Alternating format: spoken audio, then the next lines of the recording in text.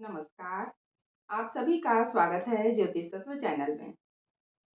आज मैं एक अत्यंत महत्वपूर्ण विषय के बारे में बात करने जा रही हूँ। किसी भी लग्न के लिए कारक और अकारक ग्रहों के बारे में तथा तटस्थ ग्रहों के बारे में। यह विषय इतना महत्वपूर्ण है कि इसको ठीक से जाने बिना आप किसी भी व्यक्ति का कुंडली विश्लेषण नहीं कर सकते।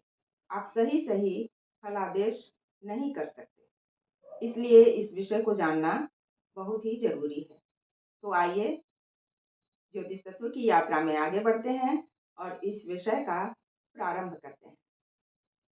यहाँ मैं मेष लग्न की कुंडली उदाहरण के तौर पर ली हूँ। सबसे पहले तो हम यह जान लेते हैं कि कारक ग्रह किसे कहते हैं। कारक ग्रह का अर्थ होता है शुभ परिणाम देने वाले ग्रह। मेष लग्न की कुंडली में कौन से ग्रह शुभ परिणाम देने वाले होंगे, यह हम कारक ग्रह से जान सकते हैं। और अकारक ग्रह का मतलब होता है अशुभ परिणाम देने वाले ग्रह। इसे भी हम अभी समझ लेंगे। और तटस्थ ग्रह उन्हें कहा जाता है जो मिश्रित फल देने वाले होंगे, अर्थात न कारक होंगे और न अकारक होंगे। तो आइए इस विषय को समझ लेते हैं।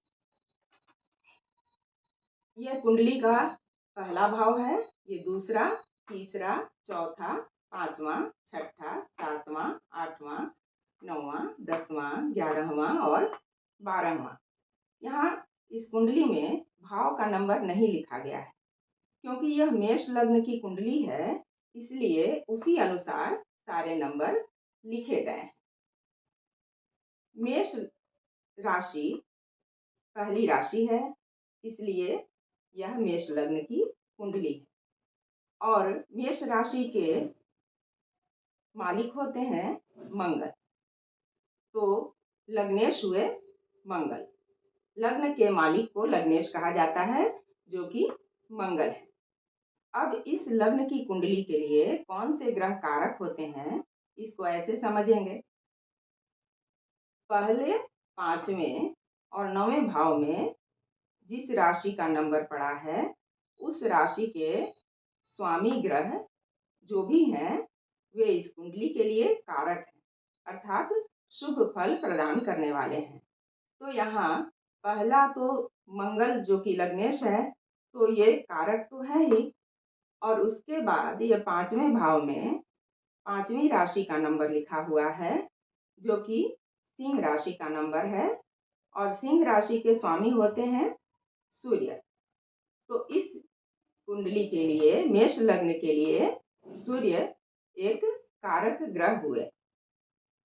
यहाँ मंगल को पहले लिखा गया है, फिर सूर्य को लिखा गया है। और उसके बाद 9वें भाव में 9 नंबर लिखा है, जिसका अर्थ है कि 9वीं राशि। तो 9वीं राशि के स्वामी, 9वीं राशि है धनु, और धनु राशि के स्वामी होते हैं गुरु। तो गुरु मेष लग्न की कुंडली के लिए एक कारक ग्रह हुए। यहाँ गुरु का नाम लिखा हुआ है। उसके बाद अकारक ग्रह के बारे में हम जान लेते हैं कि कैसे हम जानेंगे कि मेष लग्न की कुंडली के लिए कौन से ग्रह अकारक हैं। तो जो ग्रह छठे, 8वें और 12वें भाव के स्वामी हों, अर्थात त्रिक भाव के स्वामी हों, और लग्न के मित्र नहीं हो और त्रिकोण के स्वामी नहीं हो, उन्हें अकारक ग्रह कहते हैं। यहाँ छठे भाव में 6 नंबर लिखा हुआ है। इसका मतलब है कि ये छठी राशि का नंबर है, कन्या राशि का।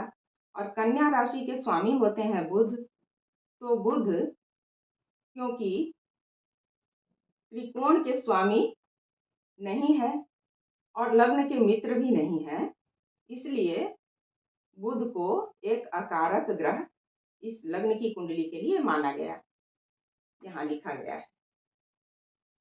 उसके बाद 8वें भाव को देखते हैं, जो कि त्रिक भाव में दूसरा भाव है। छठा, आठवां और 12वां भाव, जैसे कि आप लोग पहले जान चुके हैं कि इन्हें त्रिक भाव कहा जाता है, किसी भी कुंडली के लिए अशुभ भाव कहा जाता है। तो छठे भाव के बारे में हमने जान लिया। अब 8वें भाव के बारे में जान लेते हैं। यहाँ 8 नंबर लिखा है, तो 8 नंबर वृश्चिक राशि का नंबर है। वृश्चिक राशि के स्वामी मंगल होते हैं, जो कि स्वयं इस कुंडली में लग्नेश हैं। तो मंगल को तो पहले ही हमने कारक ग्रह की श्रेणी में लिख लिया है। उसके बाद 12 नंबर की राशि है यहाँ 12वें भाव में।